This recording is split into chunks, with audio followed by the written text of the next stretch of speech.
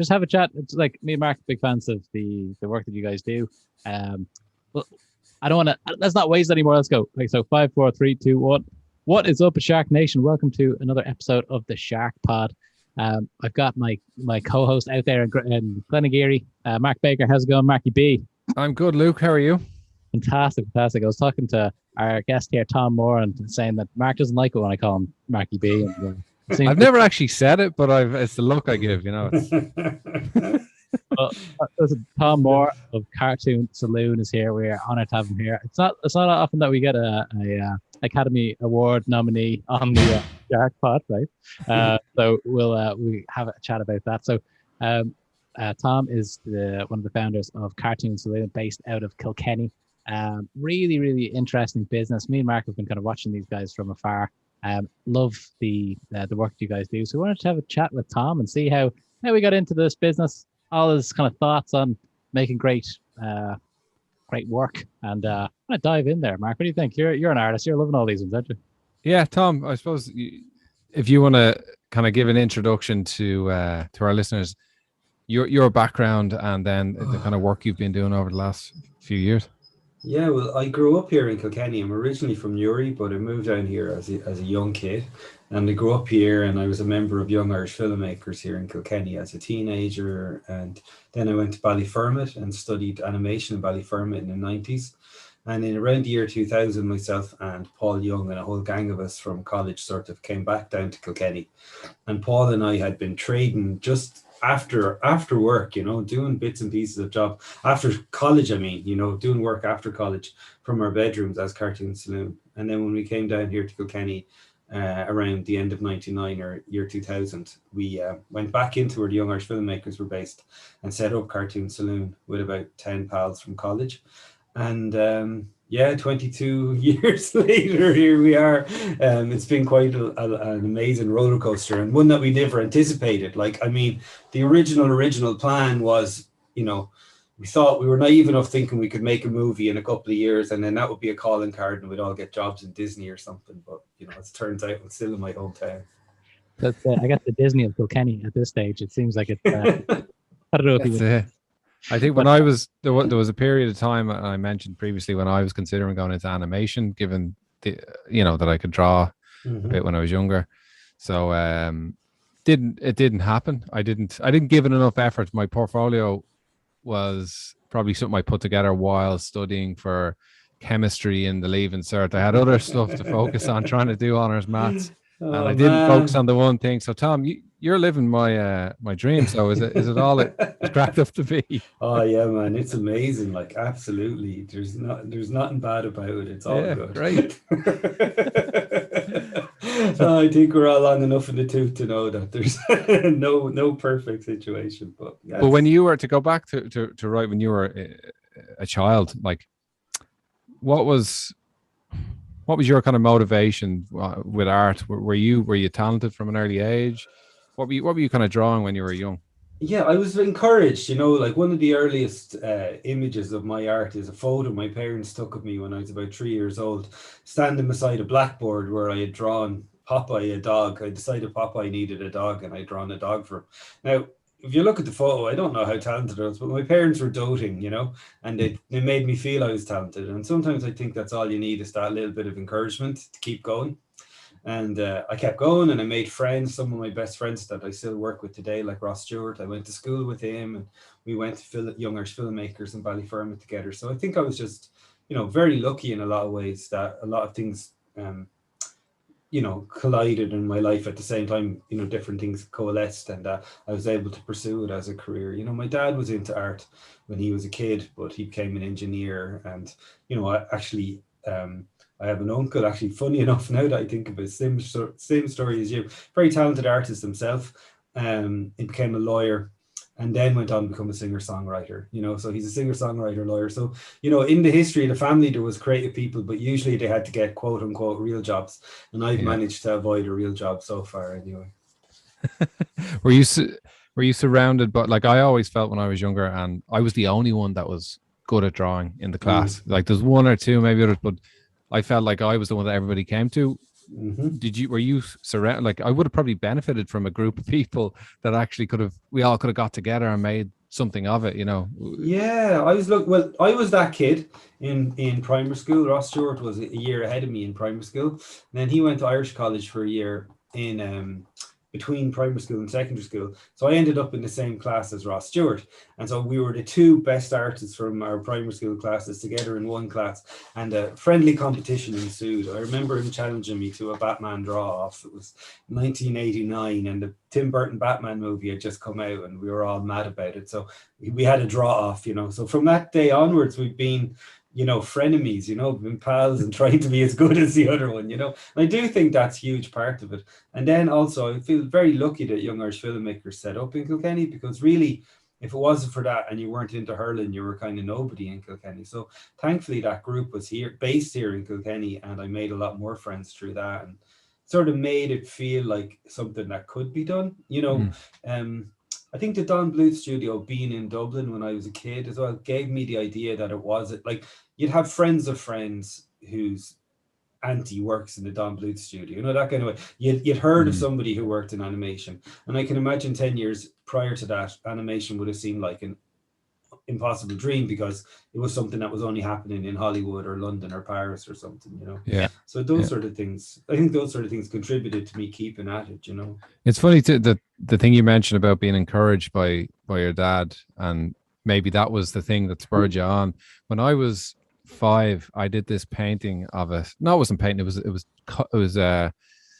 chalk on black paper, and we all did it in junior infants. I was 5. And for some reason, and it was put into some competition. I think they all were, but for some reason, it was selected as like worthy to go into the National Museum for like a week or something. Wow. You know, along with it was obviously some kind of kids event thing. Sure.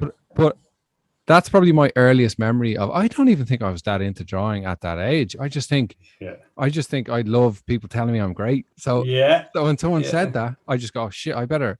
And it was hung right beside the principal's office in my school in Shankill in Dublin, and it was there for 20 years probably, and I just thought, I'm the guy. I'm an artist now, so I better be that. So exactly. I always think that could have been it, you know.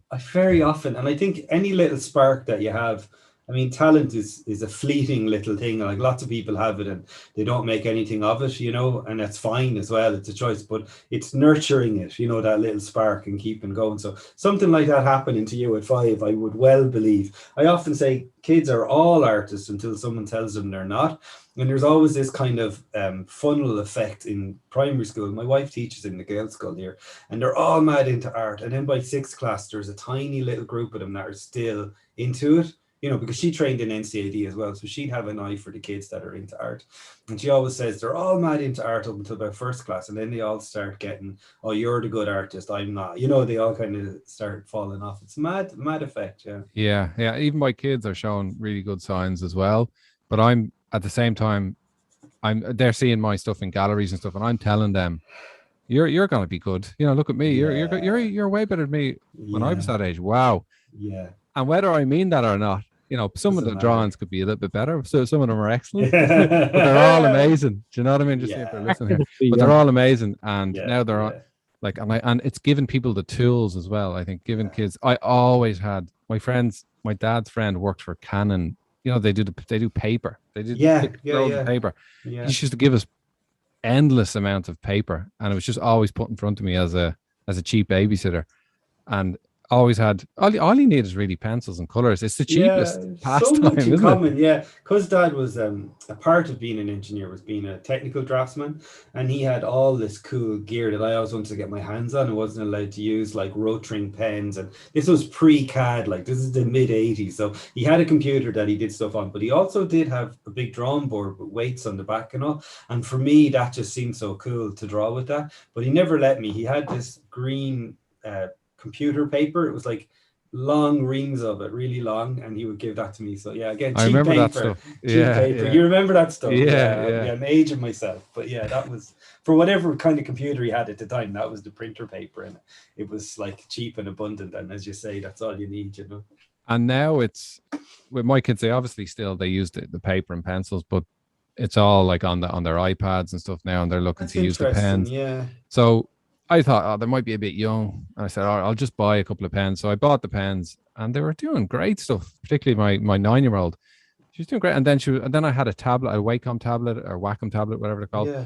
I got it for myself 2 years ago, and I've just been so busy. I haven't actually taught myself how to do kind of computerized stuff. So I gave it to her. She saw it, and she was like, "Oh, can I have that?" And I gave it to her.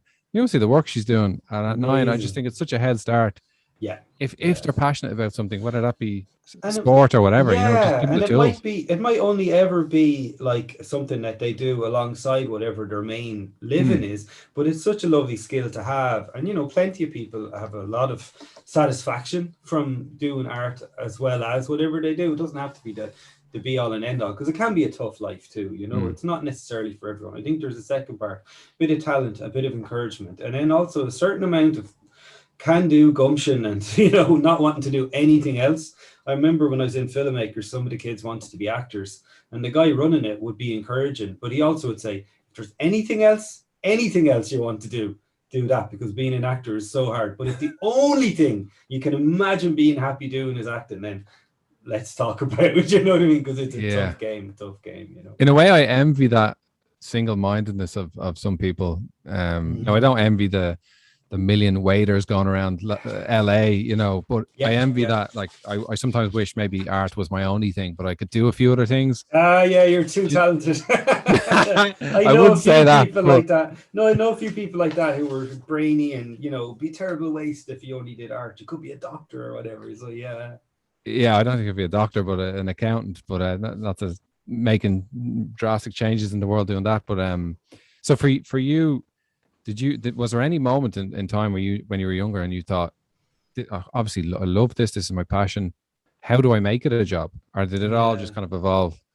Well, I was always really into comics and animation, and I did have a childhood dream to work in like the Don Bluth studio. Then I figured out that the Teenage Turtles was being made in Dublin, so that seemed something you could do, and I did have that in mind.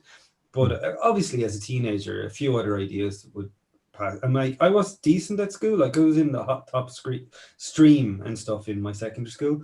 So my parents, I remember my mom kind of going, it'd be a pity because, you love art and it relaxes you as a hobby. It'd be a pity to ruin it. Maybe you could study something else. And I did my CAS and I got accepted into Trinity to do like arts and, art history and English and stuff. I did that. I did a degree in art history. Did you do it? Yeah. So I deferred that. I said, that's there. And then my life changed completely. In my first year of Ballyfermot College, my wife and I had our son and everything. So like my life kind of took a different turn when I was just at the beginning of animation school. So I kind of had to knuckle down fairly young, Yeah. Very good. So the Ballyfermot school, is that still where people go to learn these type of skills, or is there someone else in Ireland where aspire? It was funny, right? When I was a kid, I was very focused on the Don Bluth studio, and it was closing down by the time I went to Ballyfermot. It was kind of on its last legs, and I remember sneaking into the studio at night. I was such a nerd with some friends and stealing like cells and stuff from the movies that they had in dumpsters out. My wife would pay good money for that stuff. Secret of Name, all that kind of stuff. Yeah. I have some Secret of Name stuff and all that I just nabbed that they were shredding because the studio was closing down. And then we were a little bit in the doldrums, and Ballyfermot was taken on by Disney Paris. And so Disney Paris became the focus then for a long time. That I never ended up there, but like Nora, one of my partners, did an internship there and stuff. So because Ballyfermot had been sponsored, not as much as a university, more like a kind of training very, I don't know how you put technical college way for those studios. That's what I ended up there. But like Dunleary, even then, was a much more of an art school, much more of a film school, much more of a broader education. So Dunleary's still going. Ballyfermot has become it's associated itself with the University of Dundee. Like I never got a degree or anything, but these days they give a degree through the University of Dundee, and there's like animation is booming. Like I have seen in the last 22 years, from us starting up because there was nothing else out there practically, to the fact that it's a pretty big industry in terms of the size of Ireland, and Ireland has become a bit of a hub for animation. So there's schools in Limerick and Athlone and everywhere seems to have an animation course now, It's great to see as well, because it's something that, like you said, that you growing up in Ireland, maybe it's not something that you know, it would have been known for. There was only that one studio. At least gives you that kind of like light at the end of the tunnel. But like with you guys starting up in Kilkenny, was it kind of the vision to go international and kind of be, you know, having your stuff seen everywhere in the world, or was it kind of more of a local vision on that? What would you say? I don't know if we were thinking international. I think early on, because Young Irish Filmmakers had a connection with Channel 4 and Channel 4 schools, and we had done a live action feature film as Young Irish Filmmakers. While I was in college, I'd been involved in it with Channel 4 schools. So there seemed to be a way with Young Irish Filmmakers that we could get some money from FOSS, which we did. We were hoping to make a sale into the UK or to RTE or something and try and make what became Secret of Kells, as I said, like kind of a calling card. We said, let's make a film and then that would put us on the map. We were so naive and so young. And we were talking about, in a way, I was happy to kind of extend the college experience for a few years. Most of our friends were going into video games and I didn't want to go into video games. I kind of wanted to keep going with hand-drawn animation. I'd become a bit idealistic and passionate while I was in college. And all of us who came down were kind of happy to kind of extend that college experience a bit. We were on a wing and a prayer. Like, I mean, Mike Kelly and Young Irish Filmmakers helped us organise I think it was like £100 a week or something. So it's just a continuation of the college lifestyle. And it was the very start of the internet. So we were doing work for people all over the world because Kilkenny was lucky enough to be one of the first places with some kind of broadband. And we were doing like e-cards and, you know, like anything to pay the bills. Like, so we tried to divide our week that part of the week we would work on e-cards or websites or whatever we were getting paid to do. And the rest of the week we'd work on this film, you know, and then it just snowballed. I wouldn't even say it snowballed unless it was a snowball that started on a very slight incline and very slowly grew and then suddenly went faster, you know. It was about 2005 where I think it was really starting to feel a bit hairy for all of us that like we'd made a couple of short films with the film board, we'd done a few TV commercials, and I really did feel like, you know, it needed to come together. I was about 27, 28. And I was feeling like maybe I'd missed the boat where some of my friends were already off working in DreamWorks or wherever. And we'd been kind of knocking around in Kilkenny. And that was the year where things started to coalesce for us, thankfully. And we got a TV show called Skunk Fu off the ground at the same time that the finance finally came together for Secret of Kells. And so that was around the time that things really picked up, you know, and kicked off. So like we were saying, it's a kind of a 22-year overnight success. Is that the... Yeah, time. Well, even like only a couple of years ago, people would have said, oh, you work in animation. Oh, do you work in Brown Bag, you know? And like that's Brown Bag are a great company. It's nice to be compared with them. But, you know, our studio kind of was tipping away for a long time before it kind of took its place alongside Brown Bag and some of the other studios. And how much thought goes into your style, you know, cartoons, so the style, you can quite see it, you can see it going through all the movies. Was that a conscious thing? Did that take time, or was it just kind of natural?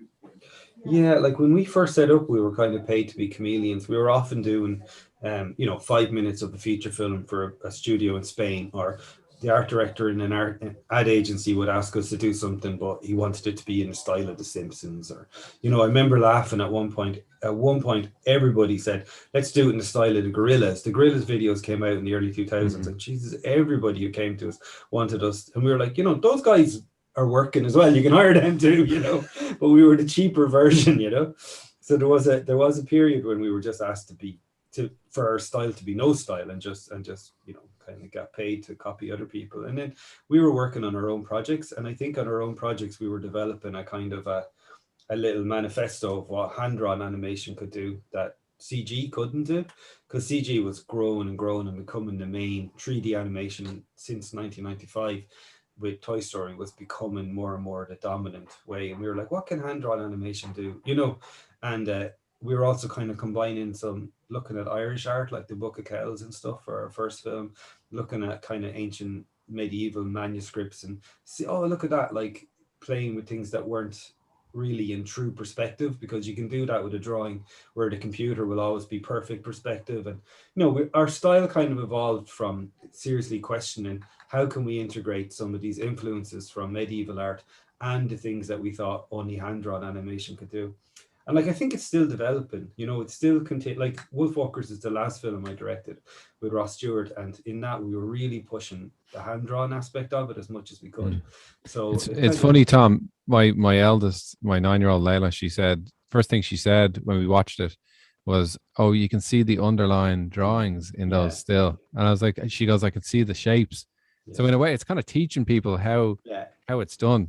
You know? Yeah, and that's it. It's a bit like trying to take the polish off, because computers do the polish so well. We kind of like for our first couple of films that were even animated on paper, like Secret of Kells, we put so much polish on because we thought people wouldn't accept it otherwise. So we played with very flat style, but it almost looked like it had been drawn, you know, so perfectly. But it was all drawn by hand on paper. And I started to realize, no, we should start loosening up and let people see that these are drawings, because they're saturated by computer animation. The whole, you know, everything kids watch nearly are computer animated now. So this will stand out. And what used to feel nice to me was when I'd see 101 Dalmatians or Disney's Robin Hood or whatever, they look like drawings, you know? And I felt like, oh, I could maybe do that. I can see that's a drawing. Whereas if you look at a Pixar film, you might feel, geez, I don't know how that was done. It's like magic or something. Because if you don't know the software, it might seem crazy. But when you see that it's drawings, there's something very tactile. It makes me think as well of like Wallace and Gromit, you know, from Aardman. And you can see the thumbprints on it. And it just looks like you could do that. Like, it feels tactile, you know. You can almost see the amount of work gone into it, I think, as well. People appreciate that. It's like when I'm doing, I used to focus on doing hyper-realistic realism. And sometimes when you scan it or take a picture of it, you put it up online, some people would think it was... I was like, oh yeah, you have cameras for that, really. So what am I doing? So then I started, because I'm a perfectionist, I started peeling back a little bit, just stopping a little bit early, doing the underline or stuff or the underpainting, and then just not fully filling it all in with the stuff. And people preferred them because I think because they understood the amount of effort that's gone into it. They could feel the artist's hand. Yeah, and I even preferred that as well. I don't know what I was doing. I suppose when you're kind of teaching yourself, sometimes you stretch yourself to the max, and then I'm sure it's the same with music. Then you pare it back, and you know. Yeah. But I do definitely think that if you can draw from life well, convincingly, naturalistically or realistically, then you're opening up a load of styles to yourself. But if you only draw in one very stylized way, you're kind of limited, you know. So there are people who make a whole career out of only drawing a certain way. But someone like yourself who has a really strong grasp of the fundamentals, and that's kind of why I went to Ballyfermot. I felt that the life drawing and the overall art education there was very practical. It was like learning to be a carpenter. Like, you won't come out of there not able to draw, and they were training you to be ready to go into a studio and fit into a studio. So if the director wanted this style, you could do it. And I admired that. As I was 16, 17, I thought, oh, that's what I want to do, you know. And then it took me a longer time to find my own style, but at the start I just wanted to be a good craftsman, and you know, that comes from knowing the fundamentals, I think.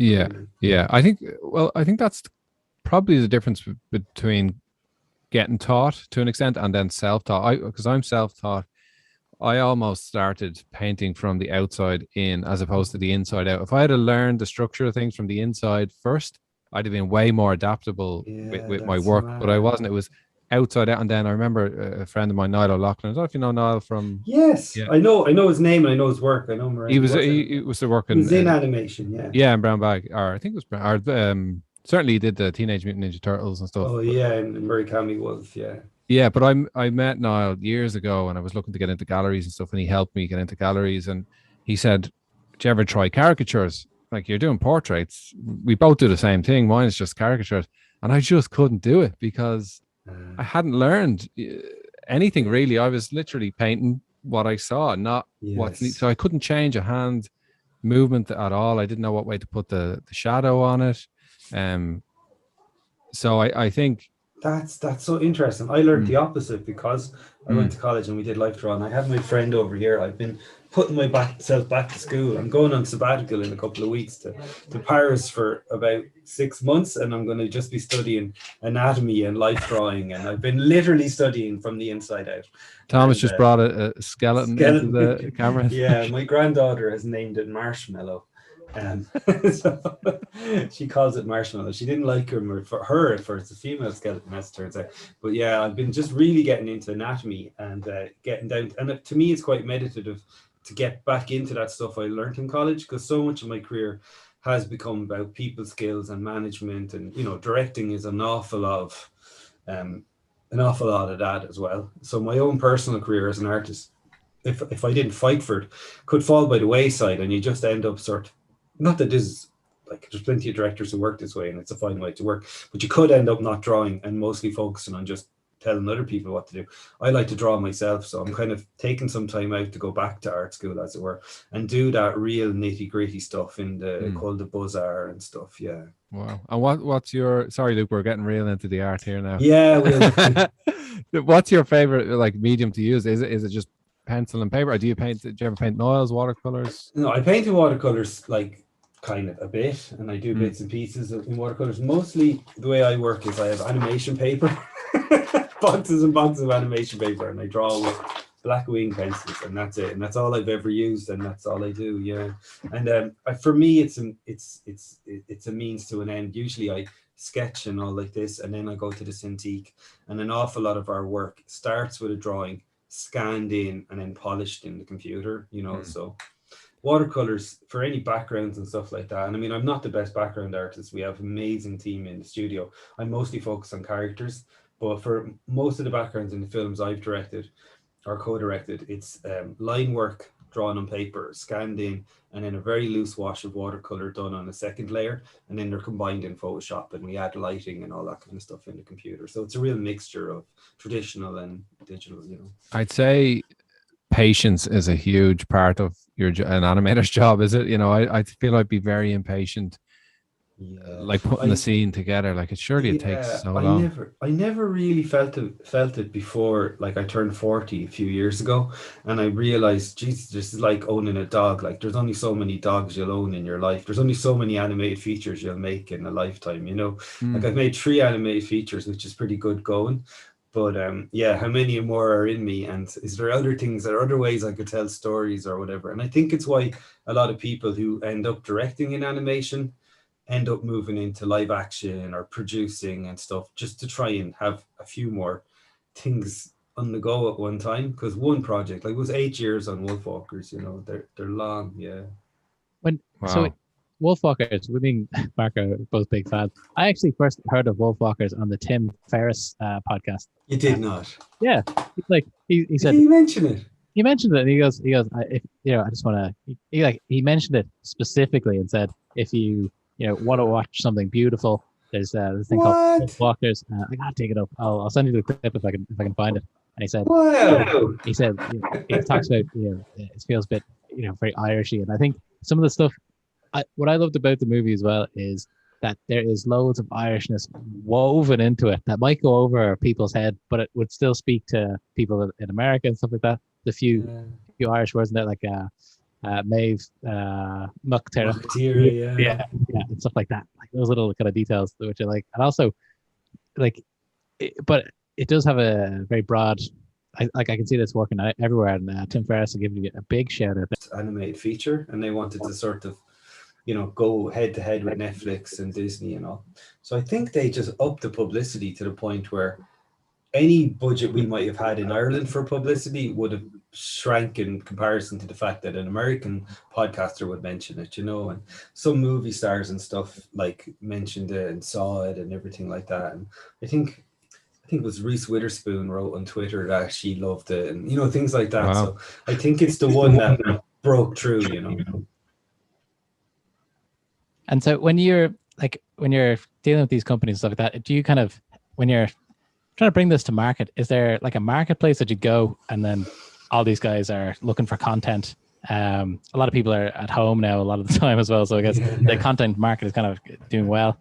Is that how that works, or is there a team there that is kind of reaching out and telling people about these pieces of work? There's two, like we've grown to the point now where we have a second studio here in Kilkenny called Lighthouse Studios, and that's exclusively work for hire. It would rarely, if ever, do its own projects, and everyone working in there is 300 people working in there, and they're all focused on, Netflix will come to Lighthouse and ask to have their show animated there, or Disney or whoever, And then on the other hand, in Cartoon Saloon, we kind of work a different model. We go to an event called Cartoon Movie every year, and that's where everyone presents their projects. European studios present their projects, and you look for co-producers. So generally you go with your idea, you pitch it to everyone there, and that would be a range of broadcasters, distributors, streaming services, and other studios. And you kind of gather, like I always call it, a coalition of the willing, like George Bush used to talk about. And whatever mad project you have to make, it mightn't be the most commercial idea, but if you get enough other small studios that are willing to help out, you all just raise as much finance as you can in your own territory, and then between you all, you can get a project made. So that was how we made our films for up until The Breadwinner, when Angelina Jolie got involved. Prior to that, the only way to get something made that wasn't like work for hire was to get a co-production going with other small studios and then sell it. Once it's done, you go to Cannes, you go to Berlin, you go to all the film festivals and sell it, And so at that stage, are you building an 8-year project? Are you kind of like saying to those, the coalition of the willing, are you saying like, all right, this is going to be 8 years? Do you have the stomach for that type of thing, or is that just how long it takes?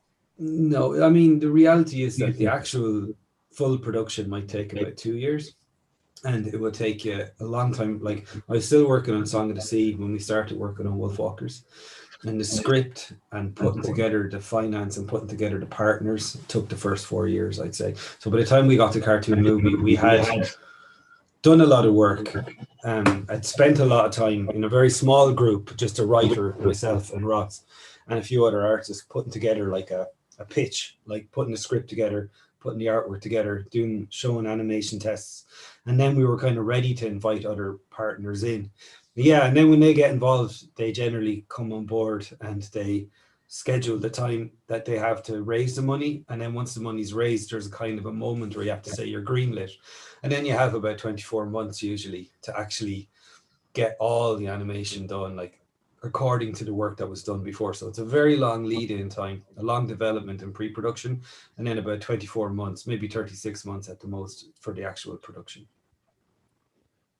And is that where you come in now? Like, are you doing much drawing these days, or is it all management? Yeah, I've always tried to keep my career a little bit of both, because I got into it to draw, and we just had a good deep dive into the art side. I'm very passionate about that side.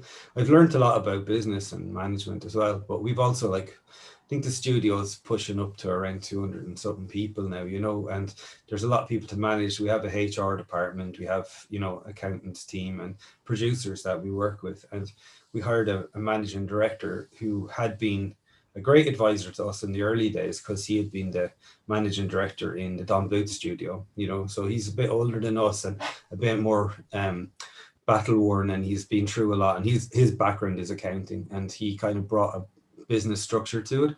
So that allows me, like, we were the long time that we were struggling, the first, let's say 10-15 years that we were struggling, it was because it was me, Paul and Nora, who all really just wanted to be artists, trying to do a bit of everything and trying to balance it all. And then when Jerry came in and built a business team around us, and allowed us to sort of build up, specialized departments, I was able to focus much more on just the directing and design side of things. So I try and keep it at least 50-50. And when you're in the middle of production, sometimes you spend more of your time drawing over other people's stuff to show them what you want them to do, or doing little notes to show people what you want, rather than actually doing. I always like to animate 1 or 2 scenes myself, but I don't get to animate that many because I'm so busy just sort of overseeing a big team. And we'd have teams in the co-production studios, like in France and Luxembourg. There'd be a bit of traveling to work with the artists there. So at a certain point, you become like a cheerleader. Like, you've done all the pre-production, you've done all the storyboards, you've designed the characters, the style is set, and it's just you're trying to get 200 people to bring this thing to a finish. And you direct the actors, and you work with the musicians, but a lot of your day as an animation director is looking at the work, or coming in from the team, or explaining to them what you need for the next scene. I'm always fascinated with that, because there's so many people involved. You almost need a kind of hive mind in on the one thing. Like, there's so many pieces to it, but it all comes together like it's the watching Wolfwalkers is like it's a definition of multiple things coming together at the same time, all constantly throughout. Yeah. It blows my mind. Like, Yeah. but obviously there's a structure on it, you know, that it's why I like animation, but it's also why I'm taking a break. Like I couldn't afford to take a break before now because the studio was always in a rocky place where we'd finish one project and we'd immediately be looking for the money for the next one. Whereas right now, Nora, one of my partners in the studio, is directing something. Paul is directing something. As I said, Jerry and his team have the business side under control. And there's a couple of people that have worked with us that have developed and made their own shows. So the studio is quite busy and I can step away and focus on just being an artist again, because it's very easy to get sucked into the whirlwind of like management and organizing and keeping all the plates. You know, those guys who spin plates and they have to keep keeping all the sticks spinning, you know, you feel like you're doing that. And, I ended up doing more drawing after hours and at weekends than I was doing in my work day. So I got a bit burnt out and I decided to step away from it a bit, because that's the other side. You could just spend a whole career, you know, managing other people and not really getting to draw as much as you'd like yourself. You know? It's funny. I own a recruitment company. I do finance recruitment now day to day. And I feel like I tell people I'm constantly spinning plates because it's a people business, you know. And then in the evenings, I'm working on my art. Yeah. So in a way, there's a similarity there. Like any kind of business owner, you are going to be spinning plates, you know, keeping everything going, and then almost as a release, you're getting into that flow state. You know, I think that flow state is really important. Like I'm inking a comic at the moment. I take on little jobs. Like we're doing a comic book adaptation because of the success of Wolfwalkers. Our previous films are getting deals that they didn't have before. So we made a comic for Wolfwalkers and it sold really well. So now we're doing a comic for Song of the Sea, which was the film before that. And so a lot of the artwork's already done, but I'm doing original stories and I'm getting to spend my time. I was up till 11 o'clock last night inking in that flow state. And it's very hard because there's a great pleasure in spinning all the plates and seeing what you can make with a big team and the excitement of working with a big team. But there is something also lovely about giving yourself the time to go into that flow state. And when we were really struggling, Enterprise Ireland we'd been nominated for an Oscar, but we were going bust. You know, it was that kind of cliche after Secret of Kells. And it was the international crisis and we hadn't been good business people. We'd made a good film, but we'd gone into debt making it. And Enterprise Ireland gave us an advisor. It was really fantastic. And he had been in animation, but he'd got completely into the VC side of tech, you know. But like yourself, he would paint on Sundays. He's a brilliant painter, you know. So it just shows, like, you know, that's why I think it's always worth, like, it's never lost. If a kid is into art and they get good at it, they always have it, you know. It's like music or something, you know. It's definitely definitely a meditative thing, you know. So you're saying there's a chance for me in you never know. Cartoon Saloon, You never know, Mark. Accounting recruitment artist on the way there, maybe? I am telling you, man, we're hungry at the moment. It's a busy business. It's a busy industry. Like we're hiring all the time and growing all the time. And there's kind of a limit to that for me too. I don't necessarily want to become a huge studio, you know. It's hard to know, you know, because it's what we always wanted, but we never expected all the buses to arrive at the same time. But so many of our own projects have been greenlit because the content industry is so huge, you know, like all the streaming platforms, they need content, you know. And so we're busy as anything and hiring like mad. And also we're dealing with the pandemic and people are working from home and it's a crazy moment. So you never know if you like we have a person she came to us as an optician she'd ran her own optician shop in France or in Spain.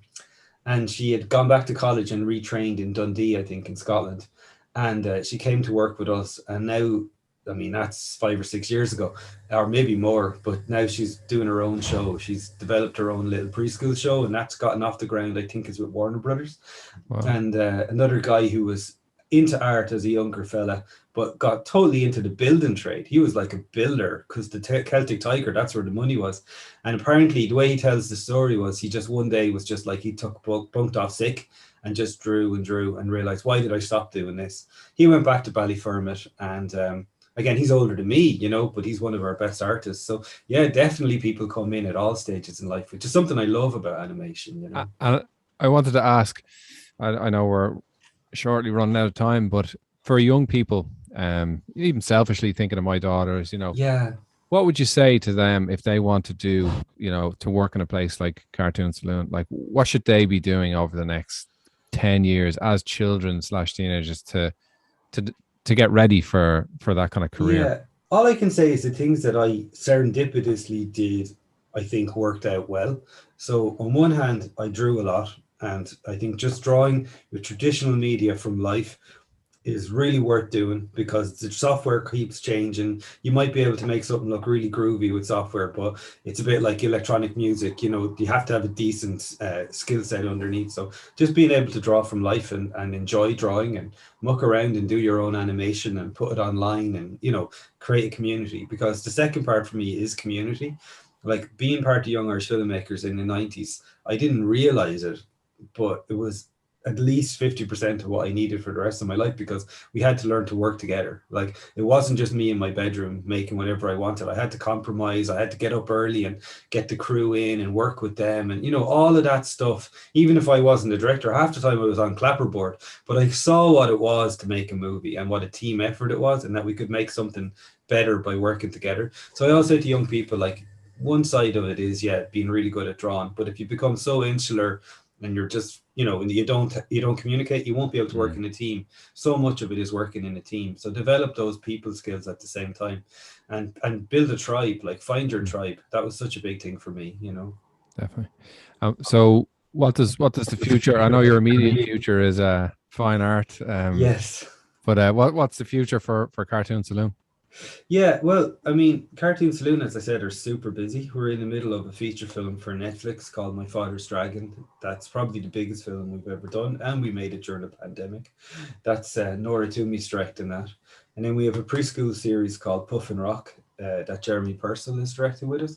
And we also have that show I told you about that Nuria Blanco's doing, Silly Sundays. And we have a feature film based on, not a feature film, let's say it's a serial at feature film quality based on like Irish and Greek myths that's being made as well for Apple. So it's super busy at the moment. Wow. Yeah. A lot in the hopper there for sure. Yeah. What we usually like to do, we're coming up on time here. It's been such an interesting conversation. Really switched gears for us, like we were telling before the podcast. We've been going down like the finance route and that type of stuff and investing. It's good to just take a step back, think about the creative stuff, but also it's an incredible business. And Tim Ferriss giving you guys shout outs, Reese Witherspoon's all over it, which is great. What's the new Oprah effect?